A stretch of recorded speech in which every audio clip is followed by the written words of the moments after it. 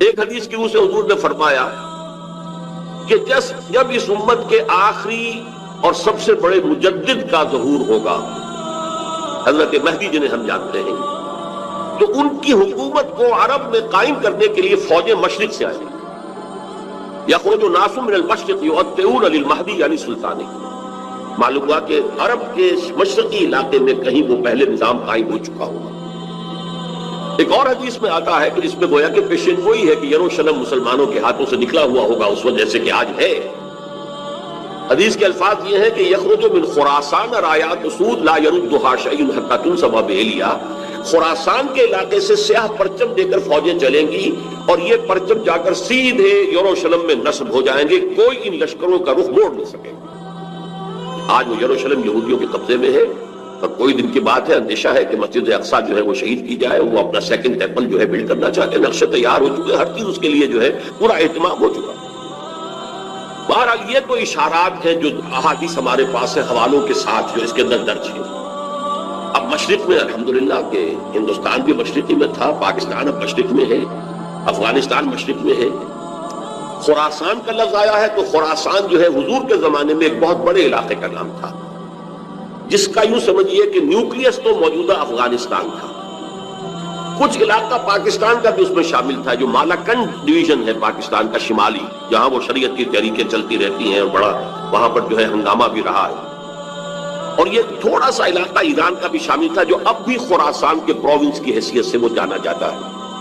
اور پھر یہ کہ یہ ترکی ریاستیں بھی اس کے اندر شامل تھی، یہ خراسان تھی۔ اس کے بارے میں فرمایا کہ وہاں سے فوجیں جائیں گی۔ اس کے علاوہ ایک حدیث کوئی ہے کہ جس کا حوالہ مجھے نہیں مل سکا، لیکن یہ کہ علامہ اقبال نے چونکہ اس کا اشارہ کیا ہے کہ میرے وطن کو آئی ٹھنڈی ہوا جہاں سے، میرا وطن وہی ہے، میرا وطن وہی ہے۔ جبکہ وہ ہندوستان کا جو ہے راگ الاپ رہے تھے، اس کو بھی اس وقت نہیں کہا میرے عرب کو آئی ٹھنڈی ہوا جہاں سے۔ میں نے بعض عربوں سے وہاں میرا کیونکہ ملاقات کا موقع ملتا ہے امریکہ وغیرہ میں، تو ہر ملک سے جو ہے لوگ آئے ہوئے ہیں، وہ کہتے ہیں ایسی حدیث کہ حضور نے فرمایا تھا مجھے ہندوستان کی طرف سے ٹھنڈی ہوا آ رہی ہے۔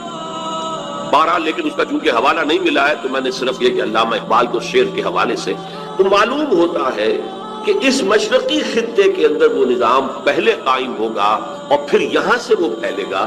چنانچہ ایک اور تیسری حدیث اسی میں آپ کو مل جائے گی، حضور نے فرمایا میری امت کے دو لشکر وہ ہیں کہ جن کو اللہ تعالیٰ نے پیشگی طور پر جو بھی ان میں شریک ہوگا جہنم کی آگ سے چھٹکارے کا پروانہ دے دیا۔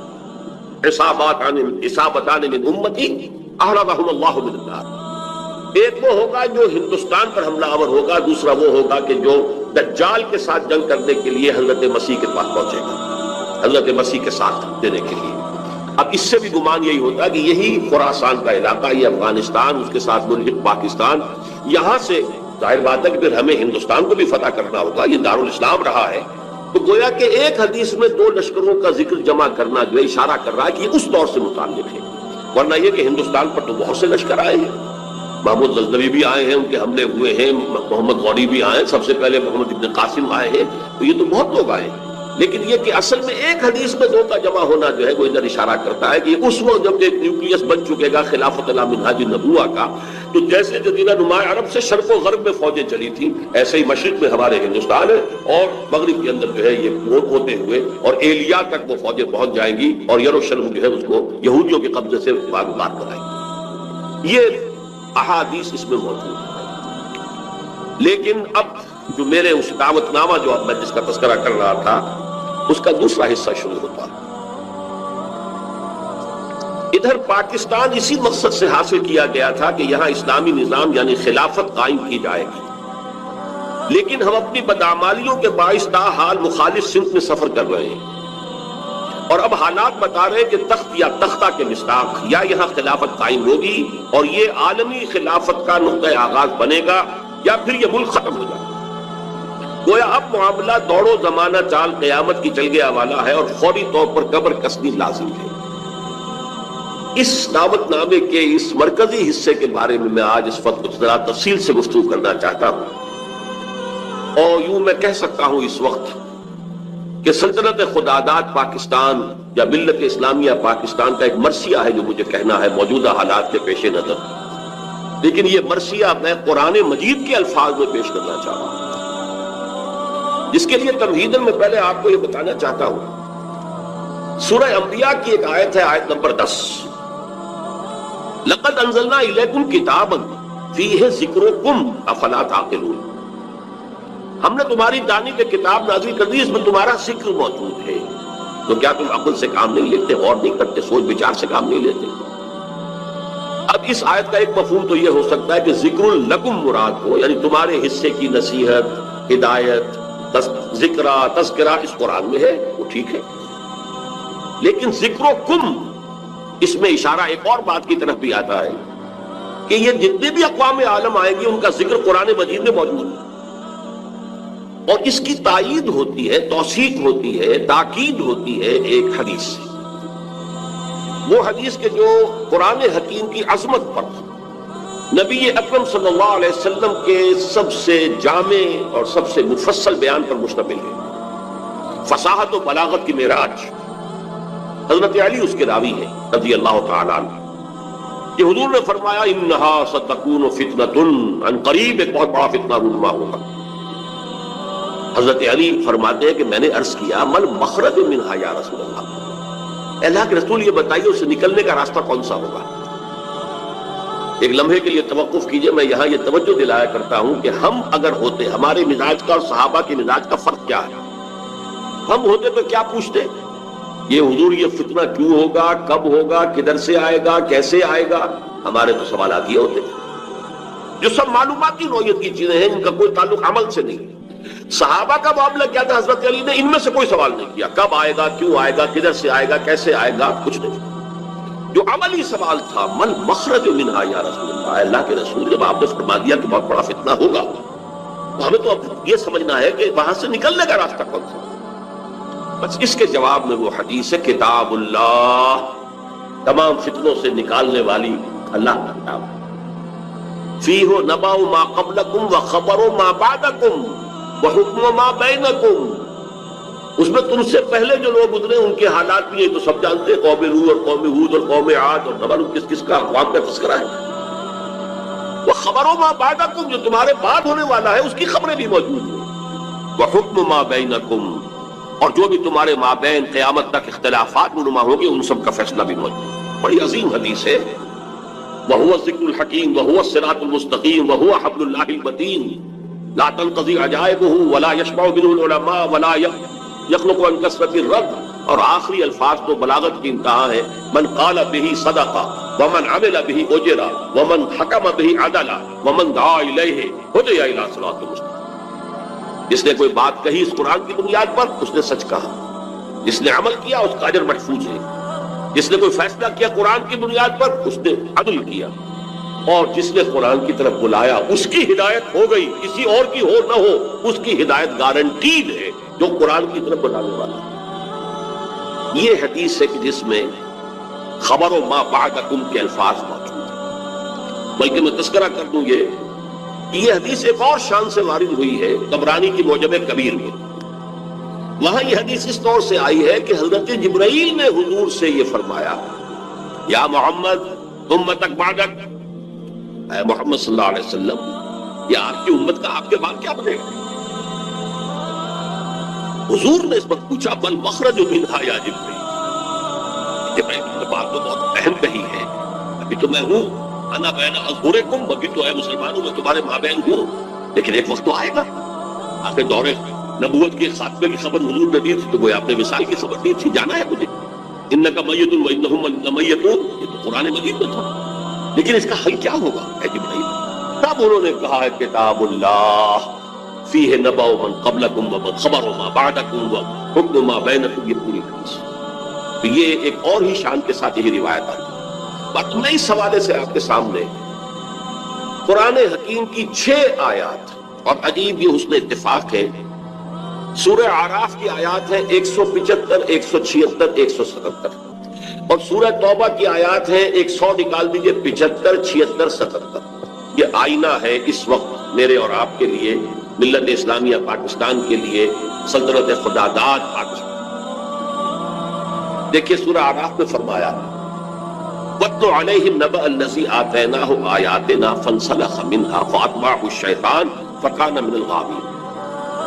اے نبی ان کو آپ اس شخص کی خبر سنائیے جسے ہم نے اپنی آیات عطا کی تھی، لیکن وہ ان سے نکل بھاگا، پھر شیطان اس کے پیچھے لگ گیا اور پھر وہ انتہائی گمراہ لوگوں میں سے ہو گئے۔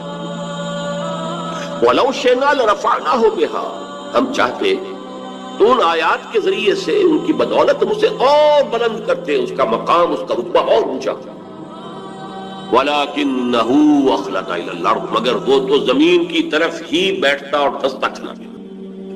فَمَثَلُهُ كَمَثَلِ الْكَلْبِ، تو اس کی مثال تو کتے کی سی ہے۔ ان تحمل علیہ یلہث، اگر اسے دھتکارو، کوئی ڈھیلا، کوئی لکڑی اس کی طرف اٹھاؤ مارنے کے لیے، تب بھی وہ ہانپتا رہتا ہے۔ ان تترکو یلہث، زبان اس کی نکلی ہوگی، اس میں سے راج ٹپک گئی ہوگی، چھوڑے رکھو گے تب بھی۔ ذالک مثل القوم الذین کذبوا بآیاتنا، یہی مثال ہے اس قوم کی کہ جس نے اپنے رب کی آیات کو جھٹلایا۔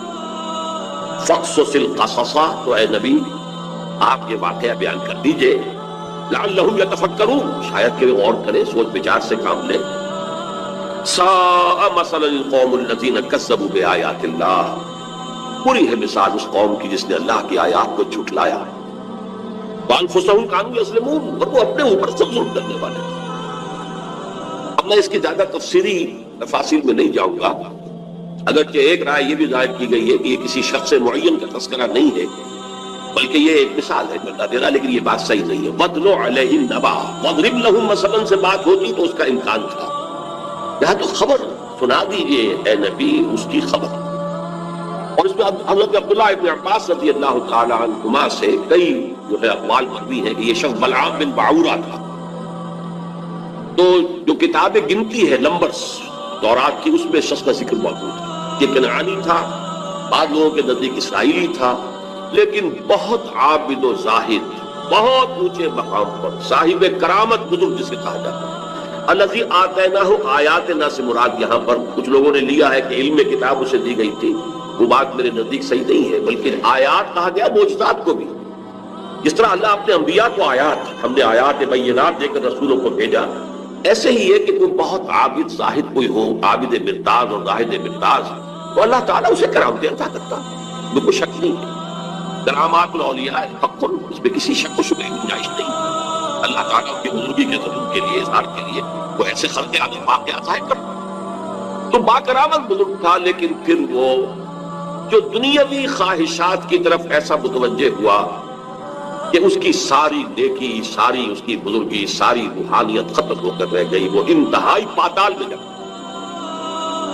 بعض مفسرین نے حضور کے دور کے دو اشخاص کا ذکر بھی کیا ہے۔ امیہ ابن ابی صلت ایک بہت بڑا شاعر تھا کہ جس کی اشعار میں توحید رچی بسی ہوئی تھی، توقع یہ تھی کہ تو حضور کا سب سے بڑا جو ہے وہ سپورٹر بن جائے گا، لیکن نہیں، مخالف ہو گیا۔ اسی طریقے سے ابو عامر راہب تھا، جیسے ورقہ ابن نوفل مکے میں تھے، تو وہ جا کر جو ہے وہ شام میں انہوں نے عیسائیت اختیار کی، اور وہ بہت بڑے عالم تھے، کان یکتب التوراۃ بالعبرانیہ۔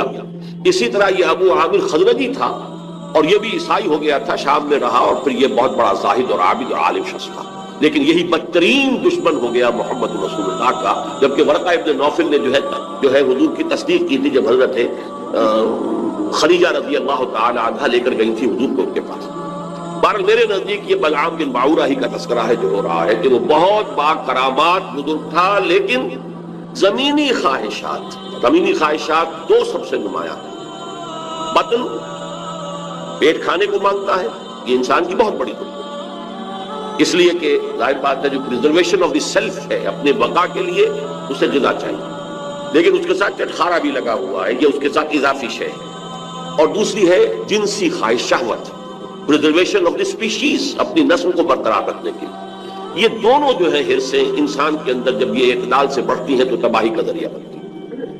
لیکن یہاں نوٹ کیجئے کہ ایک شخص جسے اللہ نے اپنی آیات عطا کی، صاحب کرامت بزرگ تھا، لیکن وہ اس سے نکل بھاگا، اور یہاں فرمایا پھر شیطان اس کے پیچھے لگ گیا۔ اور یہ بہت اہم نکتہ ہے، یعنی اولاً نہیں شیطان کے اغوا سے کوئی شخص جو ہے وہ گمراہ ہوا کرتا۔ قرآن مجید میں صاف یہ بات آئی ہوئی ہے، ان عبادی لیس لک علیہم سلطان، دیکھو تمہیں ہم مہلت تو دے رہے ہیں، قیامت تک کے لیے تمہاری زندگی طویل ہوگی، اور تم ہمارے بندوں کو جس طرح چاہو گمراہ کرنے کی کوشش کرنا، لیکن تمہیں اختیار کوئی حاصل نہیں ہوگا، اختیار اسے حاصل نہیں ہے۔ تو جو شخص خود اپنی جو ہے داخلی غلط تقاضوں کے تحت غلط راستہ اختیار کرتا ہے، پھر شیطان اس کے پیچھے لگ جاتا ہے، فَأَتْبَعَهُ الشَّيْطَانُ، تو شیطان اس کے پیچھے لگ گیا، فَكَانَ مِنَ الْغَاوِينَ، پھر وہ ہمارے ہاں جو کلوکیل لینگویج میں پھر برے کو گھر تک پہنچا کر رہتا ہے، وہ پھر آخری درجے تک پہنچا کر ہی وہ بس کرتا ہے، تو اس درجے تک بلعام بن باورہ پہنچ گیا۔ وَلَوْ شِئْنَا رَفَعْنَاهُ بِهَا، ہم چاہتے تو اسے اور بلند کرتے، اس کے اور مقام اونچا ہوتا، وَلَكِنَّهُ أَخْلَدَ عَلَى الْأَرْضِ، وہ تو زمین میں دھستا چلا گیا۔ زمین سے مراد وہی زمینی خواہشات، نفسانی خواہشات۔ فَمَثَلُهُ كَمَثَلِ الْكَلْبِ، اس کی مثال کتے کی۔ اب کتا وہ جانور ہے حیوانات میں، پیٹ اور جنس دونوں شہوتیں اس میں انتہا کو پہنچی، لہذا چاہے خوب پیٹ بھرا ہو کسی صاحب کا یا کسی نیم کا کتا ہو، خوب گوشت کھا کے گھر سے نکلا ہو، لیکن پھر بھی وہ باہر جائے گا تو ہر شے کو سن لے گا کہ شاید کوئی کھانے کی چیز ہو، یہ اس کی یعنی سمجھ جبلت کے اندر کا، یہاں تک کہ آپ اس کو ٹھیکا ماری مارنے کے لیے وہ اس کو بھی سن لے گا کہ شاید اس میں کوئی کھانے کی کوئی شے موجود ہو، چلے گا بھی تو ادھر ادھر ہوتا ہوا سونگتا ہوا، اور وہ اپنی شرمگاہ کو چاہتا رہتا ہے۔ دونوں جو حرصے ہیں اس کے اندر انتہا کی، اور اس کا پھر ظہور کیا ہوتا ہے؟ زبان ہر وقت نکلی ہوئی ہے، ہانپ رہا ہے، ہر وقت ہانپ رہا ہے، پیٹ بھرا ہو تب بھی ہانپ رہا ہے، اور پیٹ خالی ہو تب بھی ہانپ رہا ہے، تھکا ہوا تب بھی ہانپ رہا ہے، کھڑا ہوا تب بھی ہانپ رہا ہے، زبان نکلی ہوئی ہے اور اس کے اندر سے رال ٹپک گئی۔ یہ مثال دی ہے، جیسے قرآن مجید میں گدھے کی مثال بھی آئی ہے، مثل الذین حملوا التوراۃ ثم لم یحملوها کمثل الحمار یحمل اسفارا، مثال اس قوم کی جس کو ہم نے تورات عطا کی تھی، حامل تورات بنائی گئی تھی، وہ قوم پھر اس نے اس کا حق ادا نہیں کیا، اس کا ایک کسی مثال ہے جس پر کتابوں کا بوجھ ادا ہو، ایسے یہ کتے کی مثال دی گئی ہے۔ اس کے بعد فرمایا ذالک مثل القوم الذین کذبوا، یہ صرف ایک فرد کا معاملہ نہیں ہوتا، پوری قومیں بھی اس تمثیل پر پوری اترتی ہے اور اسی ڈسکرپشن کے اوپر وہ پوری اترتی ہے۔ کذبوا بآیاتنا، جو ہماری نشانیوں کو جھٹلاتے ہیں، فقصص القصص، تو اے نبی آپ یہ قصہ سنا دیجئے لعلہم یتفکرون، شاید کہ غور کریں۔ آج میں آپ کو قصہ سنا رہا ہوں پاکستان کا، کس طور سے ان آیات پر منطبق ہو رہا ہے، شاید کہ آپ غور کریں، سوچیں، شاید کہ آپ کے اندر کوئی امنگ پیدا ہو جائے کسی عمل کی، جد و جہد کی۔ سا مثلا القوم الذین کذبوا بآیاتنا، آخری آیت بری مثال ہے اس قوم کی جس نے ہماری آیات کو جھٹلایا، وکانوا انفسہم یظلمون، وہ اپنے اوپر ہی ظلم کرتے رہے، ظاہر بات ہے ہمارا کسی نے کیا بگاڑا۔ اب اندازہ کیجئے پاکستان وہ ملک ہے اس روئے ارضی پر جو بہت بڑی اللہ کی نشانیوں کے ساتھ وجود میں آیا۔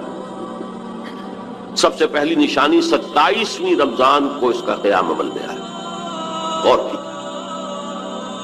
جو بہترین رات ہو سکتی، فیہا یفرق کل امر حکیم، جس میں کہ تمام جو بھی اللہ تعالیٰ کے پختہ فیصلے ہیں وہ کیے جاتے ہیں۔ پاکستان 27ویں شب رمضان مبارک کی، اس میں اس کا وجود ہے۔ پھر غور کیجیے کیسے قائم ہوا۔ کوئی امید کچھ عرصے پہلے بھی نہیں تھی کسی کو کہ پاکستان قائم ہو جائے، عام طور پر سمجھا گیا تھا یہ مسلم لیگ نے بارگیننگ کے لیے اتنی بڑی بات کر لی ہے، تو لے دے کر معاملہ ہو جائے گا۔ اور سب سے بڑی بات یہ کہ خود ایک سال پہلے Quaid Azam cabinet mission plan کو تسلیم کر چکے۔ اس کا کیا مطلب تھا کہ کم سے کم 10 سال کے لیے ایک آزاد پاکستان کا وجود مؤخر ہو گیا۔ امریکہ نے ایک اپنی بہت بڑی حکمت عملی جو اختیار کی، عالم عرب کے سینے میں اسرائیل کا خنجر پیوست کر دیا تاکہ یہ کبھی آزاد نہ ہو جائیں، ہمارے انگوٹھے تلے رہے، ہماری پالیسی گورن کرے۔ یہ استعمار کا دوسری جنگ عظیم کے بعد جہاں برطانوی استعمار، فرانسیسی استعمار رفتہ رفتہ یہ ہٹنے شروع ہوئے، صدر ناصر نے انگریزوں کو اٹھا کر پھینکا میڈیٹرینین میں اور دوسرے جگہوں سے، الجزائر نے آزادی حاصل کی فرانس سے، اطالویوں سے جو ہے لیبیا والوں نے آزادی حاصل کی، یہ ہو گیا، لیکن ایک خنجر پیوست کر دیا گیا اسرائیل کا سینہ عرب۔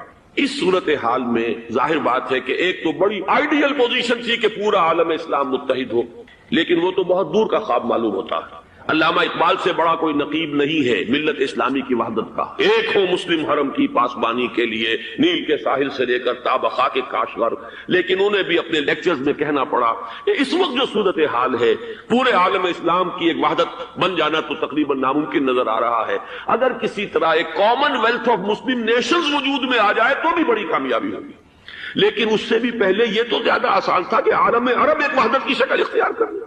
یہ تو ایک قوم ہے، اکثر و بیشتر ایک نسل یا زیادہ 2 نسلیں کہتی ہیں، شمالی افریقہ میں بربر نسل بھی ہے، باقی تو سب عرب ہیں، یہ پورا عالم ایک نسل ہے، ایک زبان پورے اتنے رقبے کے اوپر بولے جانے والی ایک زبان، یہ تو ایک ہو جائے۔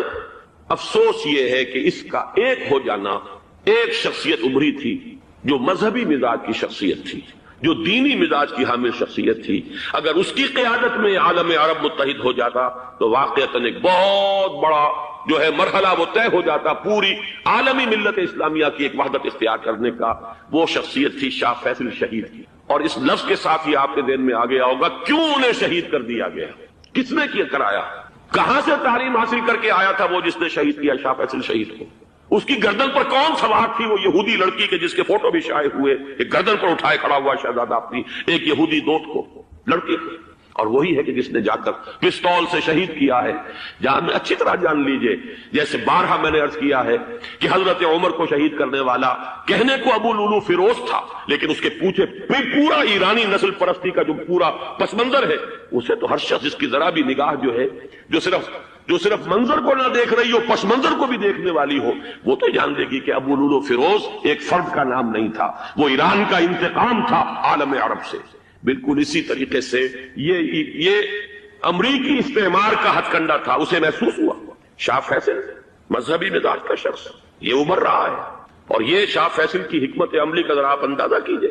لاہور میں سمٹ کانفرنس ہوئی، اس میں وہ آئے، سب سے ٹاورنگ پرسنالٹی پورے اس وقت عالم اسلام کے اندر شاہ فیصل کی تھی، اور وہ گویا کہ ایک بہت ہی جس کو کہا جائے کہ ایک بہت ایلڈرلی، ایک بزرگانہ ایک شخصیت جو ہے، اور انہوں نے اپنے دولت کے دروازے، عرب میں وہ مشہور تھے کہ نہایت خسیس اور بخیل انسان ہے، اس لیے کہ وہاں وہ خرچ کرتے تھے حساب کتاب کے ساتھ، لیکن ان کے خزانے کھلے ہوئے تھے عالم اسلام کے لیے، ادھر بھی مدد ہے، ادھر بھی مدد ہے، ادھر بھی کام ہو رہا ہے، ادھر بھی کام ہو رہا ہے۔ پھر انہوں نے تیل کا ہتھیار استعمال کر کے ایک دفعہ امریکہ کو دن میں تارے دکھا دیے تھے، لہذا ان کا ہٹایا جانا سین سے یہ امریکی استعمار کے لیے لازم تھا۔ اب لے دے کر رہ گئے کون؟ سیکولر مزاج کے لوگ۔ پہلی اٹیمپٹ جمال عبد الناصر نے کی، ناکام ہو گیا۔ قذافی صاحب نے کوشش کی کہ وہ ان کی جانشینی حاصل کر لے، ناکام ہو گیا۔ اب ایک تیسری شخصیت صدام حسین کی، ملحد ہے، اسلام سے کوئی سروکار نہیں، باس کا فلسفہ، سیکولرزم پلس عرب نیشنلزم، یہ اصول ہے، لیکن یہ ہے کہ یہ شخصیت اب ابھر کر ایسی آئی ہے کہ اس سے اس وقت یہ جان لیجئے، میں امریکہ میں بھی عربوں سے مل کر آیا ہوں، سعودی عرب میں بھی اب میں وہ دیکھ آیا ہوں، نوجوان نسل جو ہے عربوں کی، پورا جو دوسرے عرب ممالک ہے جہاں پر کہ مذہب کا اتنا چرچا ہی نہیں ہے، پورا فلسطینی عرب، جارڈن کے عرب، شامی عرب عوام، وہ سب کے سب صدام کے پیچھے ہیں، اس لیے کہ انہیں نظر آ رہا ہے کہ ایک شخص پھر ایسا پیدا ہو کر سامنے آ گیا ہے جو شاید عالم عرب کو پھر یونائٹ کر دے، اور یہ ہے اصل وہ شے کہ جو امریکہ کے لیے کسی صورت میں قابل قبول نہیں۔ دولت کے یہ ذخائر، خلیج کی یہ دولت، سیال سونا اور اس کے ذخیرے، اور یہ کسی طریقے سے یہ امریکہ کے زیر اثر نہ رہے، یہ ہے وہ شے جو اسے برداشت نہیں ہے۔ وہ کوئی عربوں کی محبت میں نہیں آیا 2.5 لاکھ فوج لے کر، وہ کوئی شاہی عرب جو خاندان ہے سعودی، اس سے اس کی کوئی دلچسپی نہیں ہے، کوئی پتہ نہیں کہ وہ خود ان کو ہٹا دے اور وہاں پر کوئی جمہوری ڈھانچہ جو ہے وہاں پہ کھڑا کروا دے خود امریکہ۔ اس لیے کہ سعودی عرب میں دیکھ آیا ہوں، حالات اگرچہ ظاہر بات ہے کہ زیادہ گہرائی میں تو وہاں جانے کا موقع ہی نہیں ہوتا، بہت ہی مستبد حکومت ہے، لیکن صاف نظر آ رہا ہے کہ اس وقت دونوں طبقے نوجوانوں کے جو ہے وہ شاہی خاندان کے شدید خلاف ہو چکے ہیں۔ جو وہاں پر جدید مثقف طبقہ ہے، جدید تعلیم یافتہ، جو باہر پڑھ کر آیا ہے امریکہ میں اور کہیں اور وہ کثیر تعداد میں، اب وہ صاف سوال کر رہے ہیں کہ یہ بلینز اور بلینز آف ڈالرز کے جو ہمارا خرچہ آتا تھا، ہمارے ہتھیاروں کے آرڈر جاتے تھے، وہ کہاں گئے؟ کل 65,000 فوج، اور عرب کے پاس، سعودی عرب کے پاس اتنے ٹینک بھی نہیں ہیں جتنے کہ یمن جیسے غریب ملک کے پاس ہے، تو ہمارا روپیہ یہ گیا کہاں؟ یہ ایک سوال ہے جو ہر شخص کے ذہن کے سامنے ہے۔ اب ہمیں اپنے معاملات کو خود سنبھالنا ہوگا۔ اسی طریقے سے جو مذہبی طبقہ ہے، اور وہاں ہے بڑی تعداد میں مذہبی طبقہ، نوجوان جن میں بڑا جذبہ ہے، اور ان کا وہ جوش جہاد انہیں جہاد افغانستان تک لے کر آیا ہے۔ سینکڑوں عرب نوجوان یہاں جو ہے شہید ہوئے، اپنے ملک میں تو انہیں بولنے کی بھی کوئی امکان نہیں ہے، لیکن یہاں وہ جذبہ جو اندر پروان چڑھ رہا ہے، وہ جذبہ انہیں لایا ہے، اور افغانستان کی سنگلاخ وادیوں کے اندر انہوں نے جام شہادت نوش کیا ہے۔ وہ طبقہ بھی شدید اب مخالف ہو چکا ہے کہ انہوں نے امریکیوں کو بلا کر، ان میں یہودی بھی ہیں، عیسائی تو ہے ہی ہے، یہودی ہیں، یہودی عورتیں ہیں، جو کچھ اب وہاں بے حیائی اور بے پردگی کے مناظر نظر آ رہے ہیں۔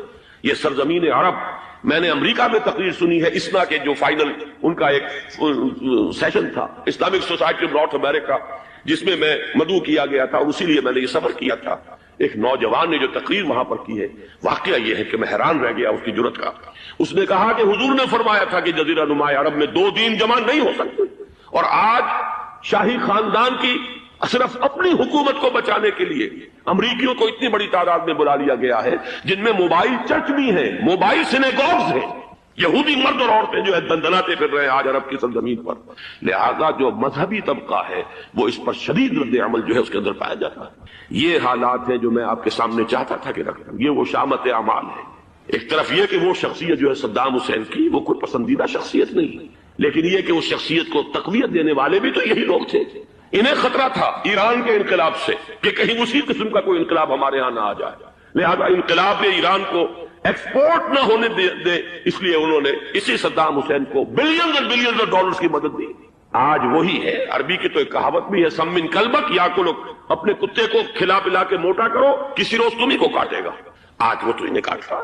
لیکن یہ کہ اس کا جو علاج تجویز ہوا ہے وہ انتہائی خوفناک ہے. 2.5 لاکھ امریکی وہ استعمار کے پنجے جو بمشکل عالم عرب کے سینے سے جو گڑے ہوئے تھے اس استعمار نے، مشکل ہٹے تھے کہ ایک دم اب وہاں پر خبریں آ رہی ہیں، فرانسیسی بھی آ رہے ہیں، برطانوی بھی آ رہے ہیں، کہاں کہاں سے فوجیں آ رہی ہیں. اور وہاں پر 2.5 لاکھ تو صرف امریکن آرمی کا، اس میں تقریباً 1.5 لاکھ تو پہنچ چکی.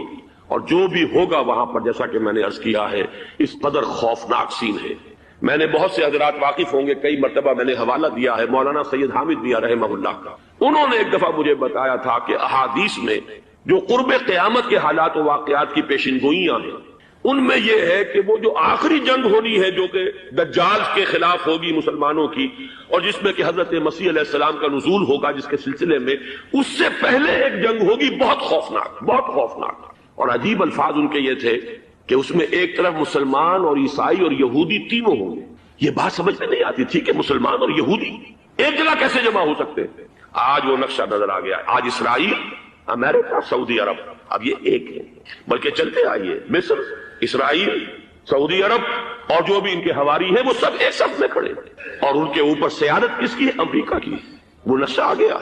اور اس جنگ کے سلسلے میں مولانا حامد میاں رحمہ اللہ نے مجھے بتایا تھا کہ حدیث میں الفاظ آئے ہیں، اتنے لوگ ہلاک ہوں گے، اتنے لوگ ہلاک ہوں گے، اتنے لوگ ہلاک ہوں گے کہ ایک پرندہ سینکڑوں میل تک اڑتا ہوا چلا جائے گا اور اسے سوائے لاشوں کے اور کچھ نظر نہیں.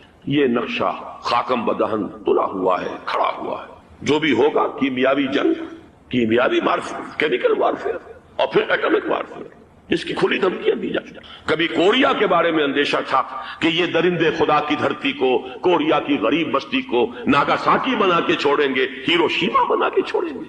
آج وہ صورتحال جو ہے عالم عرب پر، ہارٹ آف دی عرب لینڈ، اس پر یہ صورتحال بالکل تلی کھڑی ہے. اس میں ہمیں کیا کرنا چاہیے؟ میں نے یہ چاہا کہ پورا پس منظر آپ کے سامنے ہو. صرف وقتی سا کوئی ایک نعرہ، وقتی سی کوئی ایک خبر، اس کے حوالے سے ایک جذبات کا معاملہ، پورا ایک پس منظر سامنے رکھیے. اب وہ آپ کو شاید میری باتیں جو ہے وہ سمجھ میں آ جائیں. نمبر 1، ہمیں کسی صورت اس جنگ میں امریکہ کے گھڑے کی مچھلی نہیں بننا چاہیے. امریکہ اسلام کے تحفظ کے لیے نہیں آیا، امریکہ حرمین کی حفاظت کے لیے نہیں آیا، امریکہ اپنے مفادات، عالمی مفادات کے تحفظ کے لیے آیا.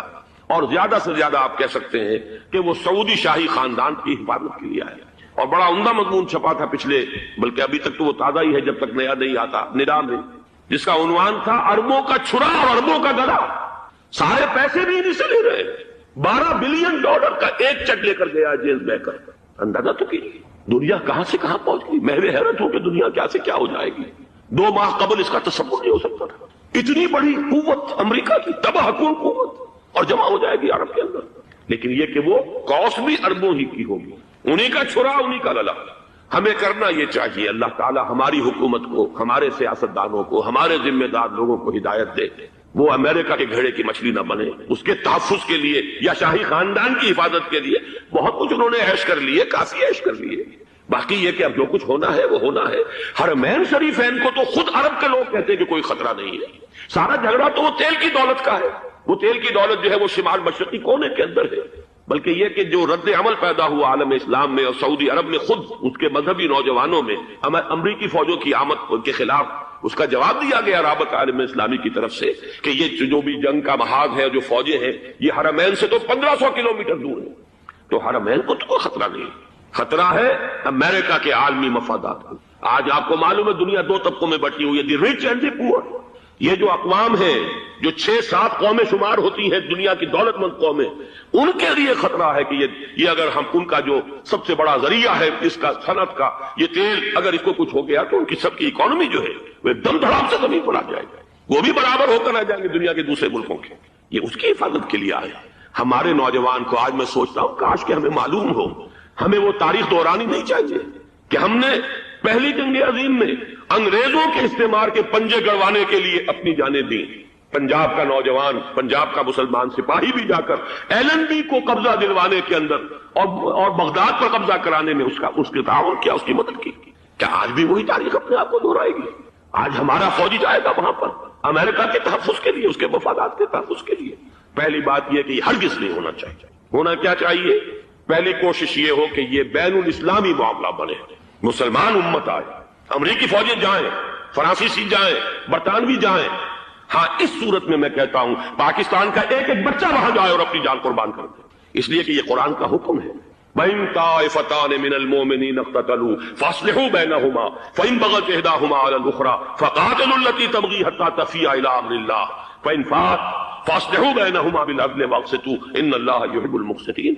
امت مسلمہ کو حکم دیا گیا ہے اگر مسلمانوں کے دو گروہ لڑ پڑے تو تم صلح کراؤ، اور اگر ایک فریق زیادتی پر تلا رہے، اڑا رہے، تو اب سب مل کر اس سے جنگ کرو یہاں تک کہ اسے اللہ کے حکم کے آگے جھکا دو۔ پھر اگر وہ اللہ کا حکم مان لے، صلح پر آ جائے، تو پھر عدل و قسط کے ساتھ ان کے درمیان صلح کرا دو۔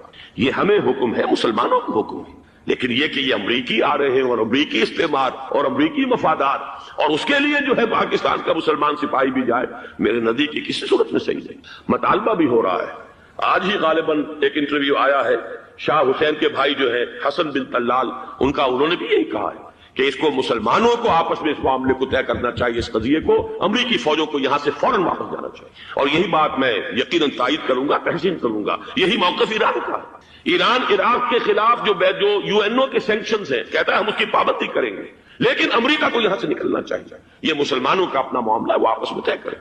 پاکستان کو بھی یہی موقف اختیار کرنا چاہیے پوری قوت کے ساتھ۔ اس میں کوئی بھی اگر کمزوری ہو رہی ہے تو در حقیقت یہ گویا کہ ہم امریکی استعمار کے ہاتھ میں اس کا آلہ کار بن کر، کھلونا بن کر استعمال ہو رہے ہیں، جو کہ ہمیں کسی صورت میں نہیں کرنا چاہیے۔ اگر یہ بھی ناکافی ہو تو دوسرا ایک اور مسئلے کا حل موجود ہے اس سے براڈر سطح پر، کہ غیر جانبدار ممالک اگر کوئی ہے ان کو بھی اس قضیے کے اندر شامل کیا جائے۔ ایک تحریک تھی کسی زمانے میں، کافی بڑی تھی، لیکن یہ کہ وہ بھی اگر اس کے اندر شامل ہو جائیں۔ لیکن امریکہ، رشیا، یہ تو ظاہر بات ہے سپر پاورز ہیں، ان کے مفادات ہیں، عالمی اور گلوبل مفادات ہیں۔ لہذا اول تو یہ ہونا چاہیے کہ بین الاسلامی معاملہ بنا کر، اس صورت میں جیسا کہ میں نے عرض کیا ہماری پوری فوج بھی جائے اللہ پر توکل کر کے۔ پاکستان کا محافظ اللہ ہوگا، اگر اللہ کے ایک حکم کے اوپر عمل کرتے ہوئے مسلمان یہاں سے جائیں اور جا کر وہاں پر جو ہے اپنی جانیں دینے کو تیار ہو جائیں۔ لیکن اگر یہ اس میں بھی کافی نہ ہو تو جو بھی غیر جانبدار ممالک ہیں ان کو بھی اس معاملے کے اندر شریک کیا جا سکتا ہے۔ بدرجہ آخر اگر پاکستانی فوج جائے، وہ صرف حرمین شریفین کے گرد و نواح میں ان کو ڈپلوائے کیا جانا چاہیے۔ اگر خدا نہ خواستہ وہاں پر کوئی آنچ آنے کی شکل پیدا ہو جائے تو اس کی، اے ارض پاک تیری حرمت پہ کٹ مرے ہم، اس کے لیے مسلمانوں کو تیار رہنا چاہیے۔ اس لیے کہ بہرحال جہاں تک ارض پاک کی حرمت کا تعلق ہے وہ ہمارے ایمان کا جز ہے۔ باقی برطانوی مفادات، امریکی مفادات، صنعتی ممالک کے مفادات یا کسی شاہی خاندان کے مفادات، یہ شاہی خاندان یہ تو گرتی ہوئی دیواریں ہیں، جانا ہے آج نہیں تو کل، لیکن یہ کہ اصل معاملہ ہے امت کا، اصل معاملہ ہے امت مسلمہ کا، اصل معاملہ ہے حرمین شریفین کا۔ لہذا ان دونوں چیزوں کو لازماً گڑبڑ نہ کریں۔ آپ حضرات کے علم میں ہے کہ اس سے پہلے ایران کی طرف سے بار بار مطالبہ ہوا کہ حرمین کو بین الاسلامی کنٹرول میں دے دیا جائے اور سعودی عرب کا اس کے اوپر سے جو انتظامی عمل دخل ختم کر دیا جائے۔ میں نے کبھی تائید نہیں کی، اس لیے نہیں کی کہ میرا مشاہدہ ہے، میں گیا ہوں بارہا، سعودی عرب کی حکومت نے چاہے خود بھی بڑے بڑے محل بنائے ہیں لیکن حرمین کی خدمت کے اندر بھی کوئی کمی نہیں کی۔ اس پر انہوں نے اربوں ڈالر اس پر بھی خرچ کیا ہے۔ اس کے اوپر انہوں نے اس حج کے انتظامات پر پوری حکومت جو ہے وہ اپنے آپ کو لگائے رکھتی ہے۔ لہذا اس اعتبار سے کوئی کمی کی بات نہیں وہاں پر آئی کہ جس کے لیے ضرورت ہو کہ ان کا عمل دخل وہاں سے ختم کیا جائے، لیکن یہ صورتحال اب جو پیدا ہو گئی ہے یہ بالکل مختلف ہے، اسے اس کے کانٹیکسٹ کے اندر دیکھا جانا چاہیے، اور اسی کے حوالے سے میں نے چند رائے آپ کے سامنے رکھی۔ اب آئیے پاکستان کی طرف جو ہمارا اصل مسئلہ ہے، اس کے تو ہم سب سے بڑے ذمہ دار ہیں، اس کی بھلائی ہے تو، برائی ہے تو، اس میں خیر آتا ہے تو وہ بھی ہماری کوشش اس کے لیے ضروری ہے، اور کوئی شر پیدا ہوتا ہے تو اس کی ذمہ داری بھی ہم پر آئے گی۔ اس کے ضمن میں چند باتیں عرض کر رہا ہوں۔ شدید ترین خطرہ ہے، جیسا کہ میں عرض کر چکا ہوں، کہ بھارت حملہ کرے گا۔ مجھے تو تقریباً یہ رائٹنگ آن دی وال کے مانند ایک فیصلہ نظر آ رہا ہے، بلکہ آج میں کسی سے کہہ رہا تھا کہ اگر اب نہیں تو پھر کبھی بھارت حملہ نہیں کر سکتا۔ اس کے لیے سچویشن بالکل رائٹ ہے۔ 2 مرتبہ ایکسرسائز کر چکا ہے وہ، خاص ٹارگٹ بنا کر حیدرآباد کو، اور اس کے پیش نظر ہے سندھ میں جو بھی خلفشار ہے اسے اس کے علم میں ہے، جو بھی تصادم ہے۔ اب بھی اگرچہ اس وقت کی جو ہماری اندرونی سیاست ہے یہ اس کا کرشمہ سامنے آیا ہے کہ جی ایم سید صاحب کو ایگزونریٹ کیا جا رہا ہے، ان کو محب وطن کا خطاب دوبارہ دیا جا رہا ہے۔ وہ شخص جس نے اسلام کے خلاف انتہائی زہریلی باتیں کی ہیں، وہ شخص جس کی کتاب اب پاکستان ٹوٹ جانا چاہیے، وہ لاکھوں کی تعداد میں ہندوستان سے چھپ کر آئی ہے، یہاں تقسیم ہوئی ہے، آج اسے سبق دی جا رہی ہے۔ یہ ہے ہماری اندرونی سیاست کے کرشمے، میں اس پر تفصیل سے نہیں جانا چاہتا، لیکن اس شخص کی دیکھیے، وہ جو علامہ اقبال کا شعر ہے کہ بتکرے میں برہمن کی پختہ زناری بھی دیکھ، دیکھ کعبے میں شکست رشتہ تسبیح شیخ، اور بتکدے میں برہمن کی پختہ زناری بھی دیکھ، کہ نظر یہ آ رہا ہے کہ اس نے رہا ہوتے پہلا بیان یہ دیا ہے کہ ہماری پہلی ترجیح یہ ہے کہ پاکستان ٹوٹ جائے اور ہندوستان کے ساتھ ہم ایک انڈیپینڈنٹ اسٹیٹ کی حیثیت سے کانفیڈریشن قائم کریں، سندھو دیش confederation with India independent of Pakistan. پھر دوسری ترجیح بھی ہے، تیسری آخری ترجیح یہ ہے کہ پاکستان کو 5 ریاستوں میں تقسیم کر دیا جائے اور ایک لوز کانفیڈریشن ہو، بس اس کے سوا کچھ نہیں۔ 5ویں بھی وہ اردو والوں کے لیے نہیں، مہاجرین کے لیے نہیں، ان کے لیے تو ان کے پاس کچھ نہیں ہے۔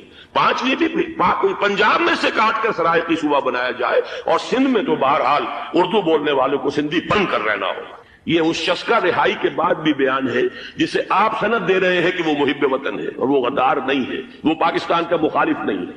بہرحال یہ حالات جو ہے انتہائی خوفناک ہیں ہمارے۔ آج کشمیر میں جو صورتحال ہے ہندوستان کے لیے انتہائی تشویشناک ہے، جو بدنامی اس کو مل سکتی تھی مل چکی ہے، اور یہ آپ نے دیکھ لیا وہ امریکہ بہادر جو 1.5-2 لاکھ آدمی لے کر پہنچ گیا سعودی عرب میں، اس نے انگلی تک نہیں اٹھائی ہے کہ کشمیر میں بھارت کیا کر رہا ہے۔ یہ ہے ان کی ڈبل سٹینڈرڈز، یہ ہے ان کی بے ایمانیاں کہ بھارت جو کچھ کر رہا ہے وہاں۔ آج اگر ظلم ہو رہا ہے کویت میں عراقیوں کے ذریعے، پورے ورلڈ ٹیلی ویژن پر، CNN پر، فلاں پر، اور اخبارات میں، آج بھی ایک لمبا مضمون میں نے اخبار میں پڑھا ہے، لیکن یہ ہے کہ کشمیر میں کیا ہو رہا ہے کہیں تذکرہ نہیں ہو رہا۔ یہ ہے دنیا کے اندر دیانت اور امانت اور شرافت کا حال، اور بین الاقوامی سیاست جو ہے اس کے ڈبل سٹینڈرڈز۔ لہذا جو بدنامی بھارت کو آ سکتی تھی وہ آ چکی ہے۔ ہندوستان سے ایک نوجوان مسلمان صحافی دہلی سے آئے تھے، نئی دنیا ایک پرچہ نکلتا ہے اس کے طرف سے، وہ دورہ کر کے گئے ہیں، مجھ سے بھی لاہور میں ملے تھے، تقریباً 1 مہینہ 1.5 مہینہ ہوا۔ ان کے الفاظ سن کر میں کانپ گیا تھا۔ انہوں نے کہا تھا کہ بھارت کی حکومت اس کے اوپر تلی ہوئی ہے کہ چاہے ایک اور آخری کشمیری کو بھی ہلاک کرنا پڑے، وہ کشمیر کے اندر کبھی بھی کوئی معاملہ جو ہے کشمیر کی آزادی یا کشمیر کو پاکستان کے لیے جانے کے لیے تیار نہیں ہے۔ کیا بگڑے گا اس کا؟ آپ سمجھیے کہ اگر 80-90 کروڑ قوم کی ایک قوم ہے، 1 کروڑ آدمی ختم کر، ان کا دل تو جو ہے اس پہ دکھے گا نہیں۔ حال ہمارا یہ ہے کہ ہم تو کوئی چیلنج بھی نہیں کر سکے، ہم تو اپنی صفائی دیتے رہے کہ نہیں ہمارا کوئی ہاتھ نہیں ہے، ہم نے کچھ نہیں کیا ہے، ہمارا کوئی اس کے اندر عمل دخل نہیں ہے، بس یہی ہماری ڈپلومیسی کا شاہکار رہا ہے۔ یہ حال ہے پاکستان کا۔ لہذا بھارت کا وہ معاملہ جو ہے، میں نے جیسا کہ آپ کے سامنے مختلف فیکٹرز گنوا دیے تھے، اندرونی اس کی سیاست، اندرونی خلفشار، وہ تو اب آ کر رہے گا۔ اللہ یہ کہ اللہ تعالیٰ کے قبضہ قدرت میں ہر شے ہے، وہ ٹال دے تو ٹال دے۔ مجھے اقبال کا وہ شعر یاد آ رہا ہے، تقدیر تو مبرم نظر آتی ہے لیکن پیرانے کلیسا کی دعا ہے کہ یہ ٹل جائے۔ ہم دعا کریں کہ یہ ٹل جائے وقت، لیکن یہ ہے کہ تقدیر مبرم نظر آ رہی ہے۔ اس حالت میں ہمیں کیا کرنا چاہیے؟ نمبر 1 یہ کہ سب سے اہم شے ہے قومی یکجہتی، اور قومی یکجہتی کے اعتبار سے انتہائی خوفناک مرحلہ آ رہا ہے انتخابات میں تو کچھ نہ کچھ فساد، کچھ نہ کچھ دنگا، کچھ نہ کچھ ہنگامہ، ایک دوسرے کے خلاف کیچڑ، ایک دوسرے کے خلاف الزامات، بوچھاڑ، یہ تو بڑھتے ہیں۔ بھارت میں بھی قتل و غارت گری ہو جاتی ہے کچھ نہ کچھ۔ لہذا یہاں پر بھی پیر پگاڑا صاحب جو ہمیشہ سے کہتے چلے آ رہے ہیں فیملی پلاننگ، آج پھر ان کا جملہ آ گیا ہے کہ شاید اس انتخابات میں فیملی پلاننگ کے ذریعے سے کوئی بہت بڑا کام ہو جائے۔ پہلی بات تو یہ ہے کہ میں نے اب تک یہ کہا ہے کہ انتخاب کسی صورت میں پوسٹ پون نہیں ہونے چاہیے۔ اب بھی میں یہ کہتا ہوں کہ اگر تو انتخابات کا بدل صرف ایک ہے اور وہ مارشل لا ہے، تو پھر مارشل لا سے تو بہتر ہے کہ وہ انتخابات ہوں چاہے اس میں کوئی خلفشار بھی ہو، اس لیے کہ مارشل لا کا مطلب جو ہے وہ تو سندھ کے اندر ایک ناگزیر دھماکہ ہو جائے گا، تباہ کن، خوفناک، اور پھر بھارت کو کچھ کرنے کی ضرورت نہیں ہوگی، کیا کرایا اسے سارا معاملہ سندھ کے اندر سے مل جائے گا۔ مارشل لا ہرگز نہیں ہونا چاہیے۔ وہ بات جو سن 80 میں نے 18 اگست 1980 کو کہی تھی ضیاء الحق مرحوم سے، آج پھر اسی بات کی میں تکرار کر رہا ہوں، اعادہ کر رہا ہوں، مارشل لا پاکستان کے لیے سوسائڈل ہے۔ لیکن ایک آلٹرنیٹ سامنے آیا ہے، ایک تو پشاور ہائی کورٹ کا ورڈکٹ آ گیا، اور یہ کہ کچھ اور لوگوں کی طرف سے بھی باتیں آئی ہیں۔ ایک دو دن ہوئے ہیں جنگ میں، دو اہم سرخیاں تھیں، اور وہ بڑے اونچے حلقہ جو ہمارا فوج کا اونچا حلقہ ہے اس کی طرف سے، اگرچہ نام کسی کا نہیں تھا، ایک تو یہ کہ ماشاء اللہ یہاں کسی صورت نہیں لگے گا، دوسرے یہ کہ کوئی قومی حکومت کی تشکیل جو ہے اگر کسی طرح ہو سکتی ہو تو وہ اس وقت کا حل ہے، اور وہ اسی شکل میں ممکن ہے۔ اگر تو الیکشن آپ پوسٹ پون کرتے ہیں اور اسمبلیاں پرانی بحال نہیں کرتے تو پھر تو اس کا مطلب یہ کہ ہمارا کانسٹیٹیوشن ایبروگیٹ ہو گیا، اور اس کا آلٹرنیٹ سوائے ایک مارشل لا کے اور کوئی نہیں۔ لیکن اگر صدر اسحاق صاحب ہمت کر لیں، ملک کے حالات کو دیکھ کر، جو اس وقت صورتحال ہے، جو خطرات ہیں بارڈر پر، ان کو دیکھتے ہوئے یا تو یہ کہ عدالتوں کے ذریعے سے اسمبلیاں بحال ہو جائیں، اس میں حکومت زیادہ رکاوٹ نہ ڈالے، یا یہ کہ خود صدر اسحاق صاحب واپس لے سکتے ہو قدم تو واپس لے لیں، لیکن یہ کہ تمام پارٹیز سے یہ پہلے عہد لے لیا جائے کہ وہ ایک قومی حکومت کی تشکیل کریں گے۔ یہ وہ بات ہے، آپ کو یاد ہوگا مرزا اسلم بیگ صاحب، انہوں نے بالکل شروع میں سن 88 کے الیکشن کے بعد کہا تھا کہ نیشنل گورنمنٹ فارم کی جانی چاہیے۔ اس وقت تو کسی نے دھیان نہیں دیا، پیپلز پارٹی بڑے نشے میں تھی، اس کو خاص طور پر سندھ میں جس طرح کا واک اوور ملا تھا، اس کا ایک نشہ تھا اس کے دماغ پر، اس لیے وہ سوچنے پر تیار نہیں ہوئی۔ لیکن یہ کہ وہ جو ایک فارسی میں کہا جاتا ہے کہ ہر چے دانا کنت کنت نادا لیک وعدس خرابی بسیا۔ میں آپ کو ایک حدیث سنانے چلا ہوں جس میں ایک عجیب نقشہ سامنے آتا ہے کہ یہ مہدی جب ظاہر ہوں گے تو کس طور سے ظاہر ہوں گے، ان کے ظہور کی کیفیت کیا ہوگی، کیف یظہر۔ یہ روایت ہے حضرت ام سلمہ سے رضی اللہ تعالی عنہا، حضور کی زوجہ محترمہ ہے، فرماتی ہیں ام سلمہ عن النبی صلی اللہ علیہ وسلم قال یکون اختلاف عند موت خلیفۃ، موت خلیفۃ، حضور نے فرمایا ایک خلیفہ کی موت پر اختلاف واقع ہو جائے گا، خانہ جنگی ہو جائے گی۔ فَيَخْرُجُ رَجُلٌ مِّنْ أَهْلِ الْمَدِينَةِ حَارِبًا إِلَىٰ مَكَّةَ، پھر مدینے کے لوگوں میں سے ایک شخص نکلے گا، بھاگے گا اور جا کر پناہ لے گا اور چھپ جائے گا مکے میں۔ فَيَأْتِيهِ نَاسٌ مِّنْ أَهْلِ مَكَّةِ، پھر اس کے پاس آئیں گے اہل مکہ، مکہ کے لوگ، فَيُخْرِجُونَهُ، اور اسے نکالیں گے، جہاں وہ چھپے ہوئے ہوں گے وہاں سے نکالیں گے۔ وَهُوَ كَارِهٌ، اور وہ بالکل اس کو پسند نہیں کر رہے ہوں گے، نہ وہ خواہش مند ہوں گے کہ ان کے وہ ہاتھ پر بیعت کی جائے، نہ وہ یہ چاہیں گے کہ وہ میدان میں آئیں اور ان کو جو ہے اپنا لیڈر مانا جائے۔ وَهُوَ كَارِهٌ فَيُبَايِعُونَهُ بَيْنَ الرُّكْنِ وَالْمَقَامِ، لیکن لوگ جو ہے پھر اصرار کے ساتھ ان کے ہاتھ پر بیعت کریں گے رکن اور مقام کے درمیان۔ رکن وہ کونا ہے خانہ کعبہ کا جس میں حجر اسود لگا ہوا ہے، اور مقام ابراہیم جو ہے، ان دونوں کے مابین جو یہ علاقہ ہے یہاں پر وہ بیعت ہوگی۔ وَيُبْعَثُ إِلَيْهِ بَعْثٌ مِّنَ الشَّامِ، ان کے خلاف ایک لشکر بھیجا جائے گا شام سے۔ نہیں کہا جا سکتا کہ باسی حکومت اس وقت کی جو ہے اس کی طرف سے کوئی مسئلہ اس طرح کا اٹھ کھڑا ہو، اس لیے کہ ابھی تو بہرحال باسی حکومت وہاں ہے۔ فَيُخْصَفُ بِهِمُ بِالْبَيْضَاءِ بَيْنَ مَكَّةَ وَالْمَدِينَةِ، لیکن اللہ تعالیٰ اس لشکر کو مکے اور مدینے کے درمیان وادی بیضاء میں دھسا دے گا، زمین کے اندر پورے کے پورے لشکر کا۔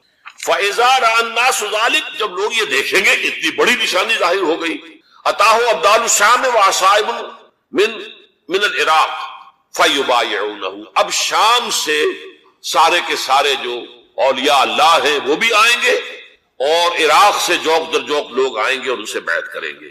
وَيَعْمَلُ فِي النَّاسِ بِسُنَّةِ نَبِيِّهِمْ، پھر وہ عمل کریں گے لوگوں کے مابین، حکومت کریں گے اپنے نبی کی سنت کے مطابق۔ وَيُلْقِي الْإِسْلَامُ بِجَرَانِهِ، اور اسلام اپنی گردن زمین پر ٹکا دے گا۔ وَالْأَرْضِ فی الارض، زمین میں۔ فیلبس 7 سنین، پھر وہ 7 برس تک حکمران رہیں گے۔ ثم یتوفا، پھر ان کا انتقال ہوگا۔ ویصلی علیہ المسلمون، اور مسلمان ان پر نماز پڑھیں گے۔ یہ جو میں نے آپ کے سامنے نقشہ کھینچا ہے، اس سے اب میں ایک نتیجہ نکالتا ہوں، اسے بھی میرا گمان کہیے، اختلاف بھی کر سکتے ہیں آپ، اگر اس کو وزنی سمجھے قبول بھی کر سکتے ہیں۔ وہ یہ ہے کہ میرے نزدیک ان کے ظہور کا وقت قریب ہے، اور اس کی تھوڑی سی بعد میں مجھے معلوم ہوا کہ جین ڈکسن غالباً نام ہے امریکن اس کا، جس نے یہ پیشن کوئی خبر دی تھی کہ 1962 میں عالم عرب میں ایک بچہ پیدا ہوا ہے کہ جو وہاں کا نقشہ بدل کر رکھ دے. یہ جین ڈکسن کی غالباً پیشن گوئی. بہرحال مجھے اس کی پیشن گوئی سے کوئی دلچسپی نہیں ہے. میں تو جو احوال دیکھ رہا ہوں، یعنی اسرائیل کا قائم ہو جانا اور اس کے بعد اب یروشلم کا مسلمانوں کے ہاتھوں سے نکل جانا، اور اب گویا کہ وہ الملحمۃ العظمیٰ جو ہے تلی کھڑی ہے، کسی بھی وقت جو ہے یہ جو ہے وہ لاوا پھٹ سکتا ہے، آتش فشاں پھٹ سکتا ہے. تو یہ تمام حالات ایسے ہیں کہ جن کی وجہ سے میں سمجھتا ہوں کہ ایک تو جو قرآن مجید کے اشارات میں نے آپ کو بتائے، 14 صدیاں 14 دن میں چاند کا پورا ہونا، والقمر اذا اتسق، 14 دن میں 14ویں کا چاند. اسی طرح اب یہ 14 صدیوں کے بعد یہ صدی جو 15ویں صدی ہے، یہ در حقیقت ظہور امام مہدی کی صدی ہے. سب سے بڑی جنگ تاریخ انسانی کی عظیم ترین جنگ جس کی خبر دی گئی ہے، اور کوئی عجب نہیں کہ اس صدی کے خاتمے سے پہلے پہلے وہ جنگ بھی واقع ہو جائے. اسی طریقے سے خاص طور پر سابقہ امت مسلمہ بنی اسرائیل یہود 2000 برس سے بے گھر تھے، بے خانمہ، برباد، ڈائسپورا، کوئی گھر نہیں، کوئی ملک نہیں، در بدر کی ٹھوکریں کھانے والی قوم. اس صدی میں اسے گھر ملا ہے، ملک. اس صدی کا بالکل آغاز تھا 1919 بالفور ڈیکلریشن. اس صدی کے آغاز ہی سے ان تمام واقعات کے جو ہے سلسلے شروع ہو گئے. بالفور ڈیکلریشن میں طے کیا گیا تھا کہ فلسطین پر ان کا حق ہے اور وہاں انہیں آباد ہونے کے لیے سہولتیں فراہم کی جائیں گی. 1919 میں اس کام کا آغاز ہوا. 1948 میں 30 برس سے کم مدت میں وہ ملک وجود میں آ گیا. تو کوئی عجب کی بات نہیں ہے، کوئی تعجب کی بات نہیں کہ اب اسرائیل سے گریٹر اسرائیل تک، عظیم تر اسرائیل تک بھی اسی صدی میں پیش قدمی ہو جائے. چوتھی بات یہ ہے کہ یہی صدی ہے جس میں خلافت اسلامیہ کا خاتمہ 1924. یہ ذہن میں رکھیے کہ یہ خلافت وہ خلافت نہیں تھی جس کو ہم خلافت راشدہ کہتے ہیں، یا جو خلافت علی منہاج النبوہ ہے اس حدیث کی روح سے جو ابھی میں نے آپ کو سنائی. تاہم خلافت تھی، نام تو تھا.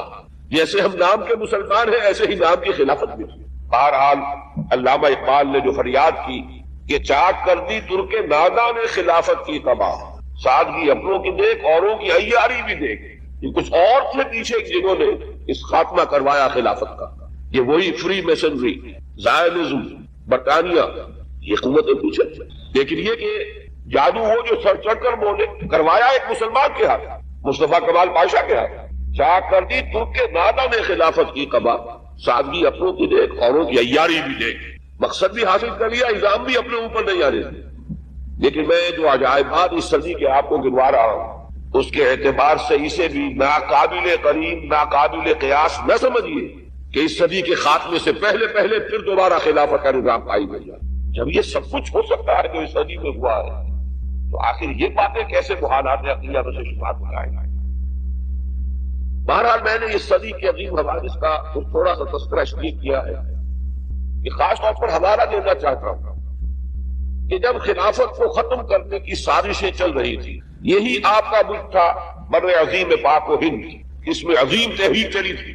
پوری دنیا میں کہیں اور کوئی تحریک نہیں تھی، کہیں کوئی احتجاج نہیں تھا.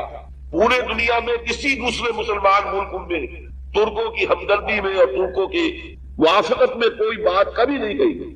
پورا عالم عرب تو ویسے ہی ترکوں کا دشمن ہو چکا تھا.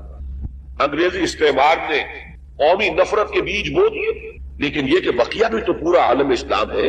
عالم عرب تو اس ملت اسلامیہ کا 1/5 بھی نہیں ہے، باقی 4/5. اس میں نوٹ کر لیجئے صرف یہ بر عظیم پاک و ہند ہے کہ جس میں تحریک چلی، تحریک خلافت، اور کس شد و مت سے چلی، کس زور شور سے چلی کہ ہندوؤں کو اس میں شریک ہونا پڑا، گاندھی کو اس میں شریک ہونا پڑا. اس لیے کہ بہرحال ایک ذہین آدمی تھا، سمجھدار آدمی تھا، حالات کے نبض پر اس کا ہاتھ تھا. وہ جانتا تھا کہ اگر اس وقت ہم نے مسلمانوں کا ساتھ اس تحریک میں نہ دیا تو پھر کسی بھی تحریک میں ہم ان کا تعاون حاصل نہیں کر سکے. کہاں گاندھی، کہاں خلافت. لیکن آپ اندازہ کیجئے کہ یہ تحریک، یہ بھی در حقیقت مظہر ہے اسی کا کہ وہ تحریک کتنے شد و بد اور زور شور سے اٹھی تھی کہ گاندھی کو اس میں شمولیت اختیار کرنی پڑی اسی بر عظیم پاک و ہند میں.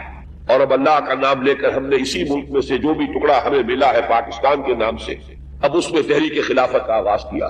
آغاز تو ہمیشہ حقیر ہوتا ہے، چھوٹا ہوتا ہے، لیکن کوئی تعجب کی بات نہیں. آخر بڑے بڑے تناور درخت بھی شروع میں چھوٹے سے نازک پودے کی شکل میں ہوتے ہیں.